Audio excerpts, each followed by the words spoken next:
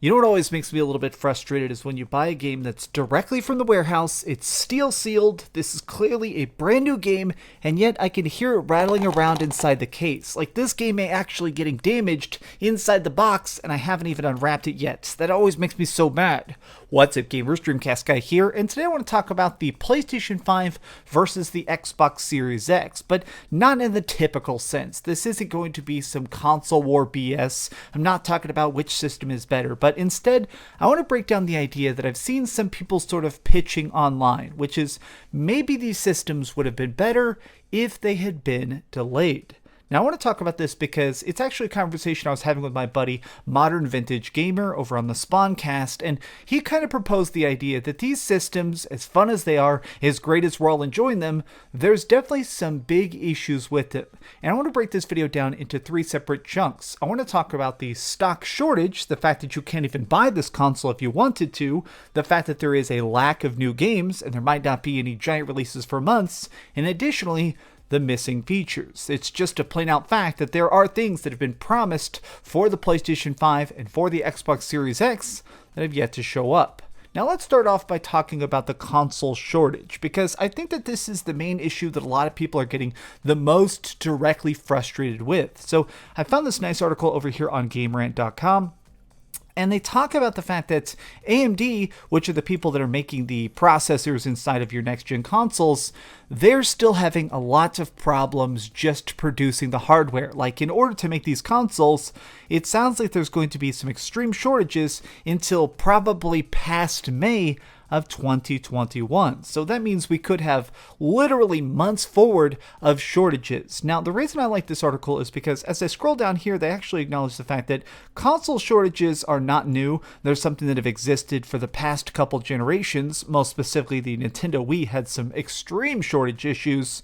But this feels unique because we're months into the release window now. Like, the freaking Xbox, the PlayStation 5, these came out in November. Here we are on February 1st, and it's still impossible to see them. You're probably not going to be able to see a PlayStation 5 sitting on a Walmart store shelf for months. Like, it may be fall before these systems have a chance to build up. So maybe it would have been a little bit better if they had delayed it simply to try and build up their inventory, like what the Nintendo Switch did. I think it was pretty smart. At the time, I didn't think it was the best idea, but they waited until March to release the Nintendo Switch. It basically gave them an opportunity to fill up their warehouses with a bunch of them, so when they were able to eventually open up the floodgates and say, here's Zelda, here's the Switch, people were able to basically buy it relatively easily. So, was this the correct move?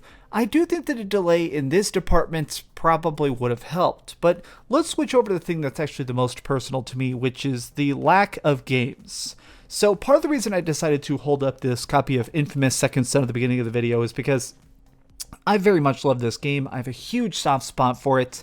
This came out 3 months after the release of the PlayStation 4. And while this isn't the best game ever, a lot of people kind of say that it was an early open world experience that wasn't the best. I think it was a good thing that managed to sell the power of the PlayStation 4. It was way more beautiful than a lot of PlayStation 3 games were, but it also sold a lot of freaking game consoles. A lot of people were waiting to jump onto the next generation until they had that big flashy experience that looked new enough, right? I mean, that makes sense as I accidentally tapped my microphone. But here's the thing. So just a couple weeks ago, there was a big thing over at CES where Sony basically outlined what they're planning to do for the next couple months, what their plans are for 2021. And people noticed here at the bottom of the trailer, it listed a bunch of dates, very, very specifically. Ratchet & Clank coming 2021, Horizon Forbidden West coming 2021, Returnal coming 3/19, Pragmata coming 2023, Solar Ash, Ghostwire Tokyo in October. Like, this is a very, very specific outline of everything going on. And it sounds like a great time. People are really, really excited about it. But right after they released this slide at CES, literally hours later, they updated it to change and cut out all the freaking dates. Now, part of the reason that this kind of upsets me is because it shows the fact that Sony is just afraid to talk about stuff. They're afraid to talk about their own games as of now. Now, part of this is because Microsoft doesn't have much to show. Like, not trying to insult Microsoft here, but I beat the Medium. I liked the Medium more than most people did, but what comes next? Like, what's the next big Xbox exclusive? I mean, I guess I'm probably going to play Flight Simulator when that comes to my Series X, but I mean, am I just waiting for Halo? Am I going to get Gears of War 6? Like, what even the next chapter of Gears of War going to be? Like, to me, I'm kind of in this space now where I'm thinking, what makes my consoles different? Now, part of the reason this is so personal to me is because I am very, very excited for Returnal. I think Returnal looks great. I'm a huge fan of Housemarque. This was going to be the early appetizer exclusive, in my opinion. Like, it seemed like this was supposed to be the first PlayStation 5 game from a third-party studio that looked really, really interesting, but was probably going to be a tinier experience. Well, they just delayed it. It went from March into April. So to me, it now means that from the time in which I bought my PlayStation 4, from the time I bought my PlayStation 5 up until now, there is months and months and months without a big release, without a medium release. There is no AA or AAA exclusive that's come to my PlayStation 5. And to me, it's starting to feel like, all right, how long am I going to wait until I get to that next big chapter? When am I going to get the next thing that's going to make me super excited for the PlayStation 5? I mean, even more so for the Xbox Series X, that's certainly an issue, is that I'm still playing mostly old games. Like, let me just say something real quick.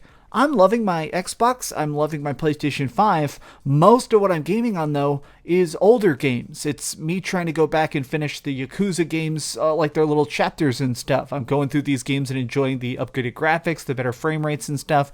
But, like, what's the point of that? How am I supposed to be hyped for just playing games from years ago with a little bit better resolution? Now let's talk about the next thing.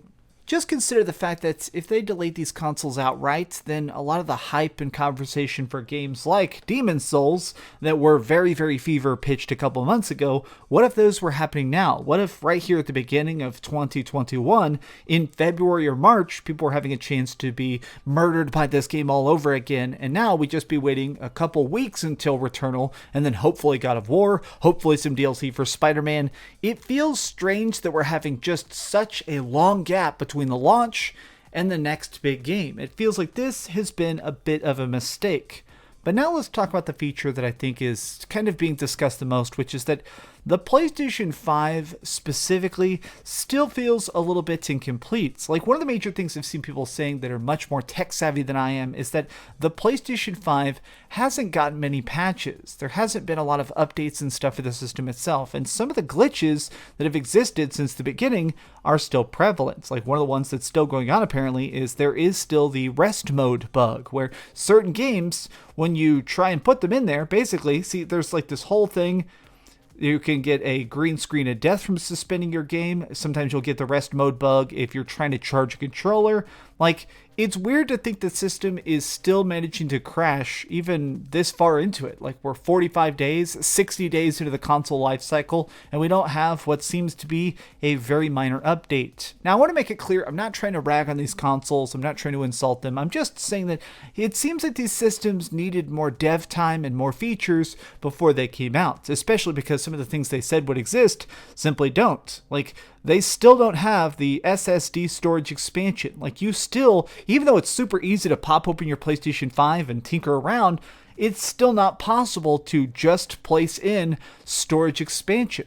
Like, this is something that's supposed to exist at some points. Like, this is what they've said themselves is why it is so easy to just rip your console open like a bag of Slim Jims. This feature that just seems so obvious and basic is still going to be delayed. Like, we still don't even have a release date for something that was supposed to be here at some point. Like, my whole thing here is that I'm glad I have my PlayStation. I'm certainly hyped about the fact that there is a future for Xbox Series X. I read the rumors about big exclusive games coming to both these consoles, but right now, this has perhaps been one of the most quiet opening launches of any console generation I've ever seen, and I've bought in a lot of generations day one. It's just strange. Personally, I'm still happy I have the systems, but right now, They definitely still feel like an Xbox One X on crack. It feels like a PlayStation 4 Pro with a little bit of extra secret sauce. Nothing still feels next gen yet. And maybe whenever I get Ratchet and Clank, I'll finally get that zest I've been craving. What do you think about it though? What are some of your thoughts? Tell me in the comments down below what you think, if you're excited for the next generation of consoles, and what you want to see next. Also, if you haven't already, be sure to like this video, subscribe if you haven't already, and of course, keep dreaming. Be sure to subscribe, and also, let me just say something.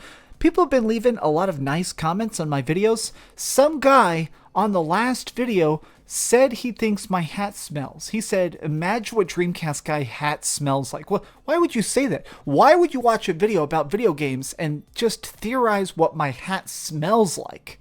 What the hell? I have two of this hat. If one gets dirty, I wash the other hat. It's not like these hats, I'm going to wash my hat.